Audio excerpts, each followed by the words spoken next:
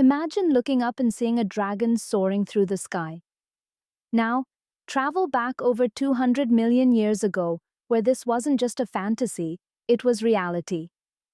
Today, we venture into the world of pterosaurs, original rulers of the skies. There was a time when dinosaurs ruled the land, but above them, pterosaurs danced with the wind.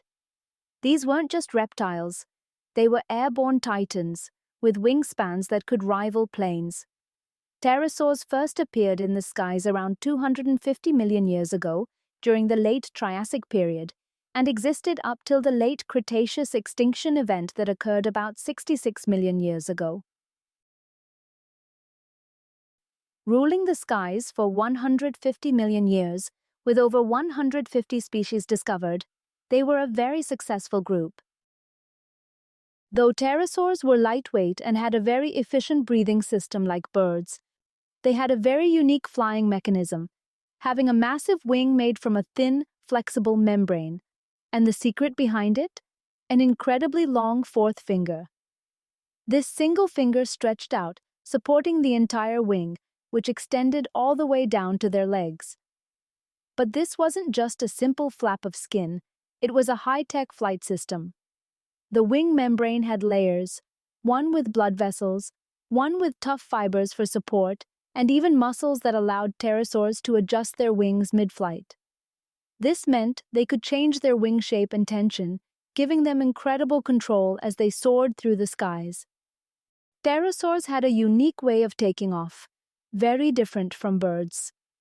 While birds used just their legs to jump into the air, pterosaurs walked on all fours, folding back their massive wing fingers. This gave them a special advantage. They could push off with both their strong arms and legs, almost like a powerful leap into the sky. Scientists have discovered plenty of pterosaur footprints and even a few landing marks. One fossilized landing trace shows how a pterosaur's hind legs touched down first, claws scraping the ground. Then, it made a slight bounce before its front limbs landed, shifting into a four-legged walk. Some may have even launched themselves straight from the water, using their powerful limbs to propel into the air. These strong limbs were paired with incredibly light bones, some as thin as paper but still tough and flexible.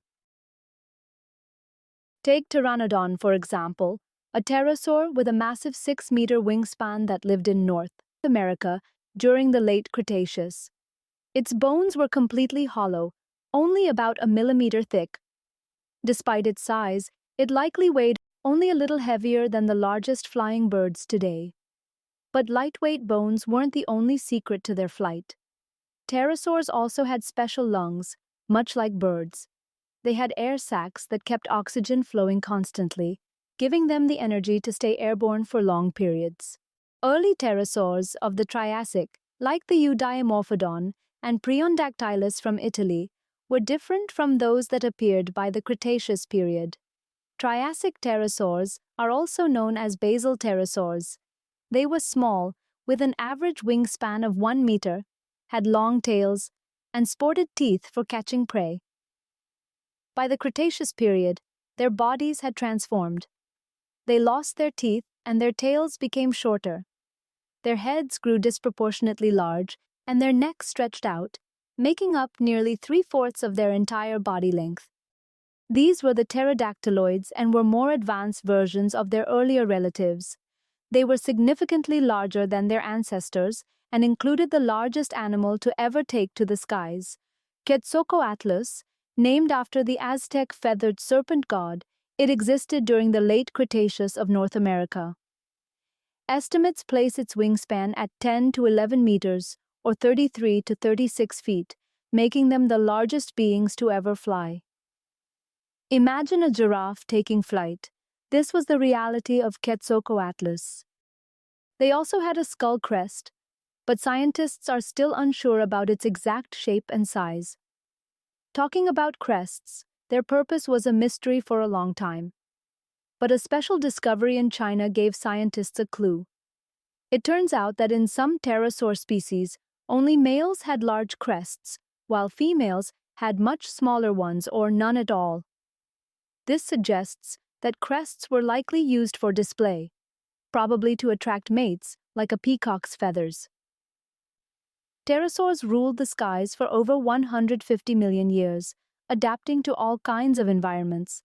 They even shared the skies with birds for tens of millions of years before disappearing along with the dinosaurs at the end of the Cretaceous. Their bones, so delicate, rarely survived the passage of time. Future discoveries might reveal even stranger and more spectacular species, giving us an even better glimpse into their world. Thanks for watching, and if you found this journey into the past fascinating, don't forget to like, subscribe, and share your thoughts in the comments below.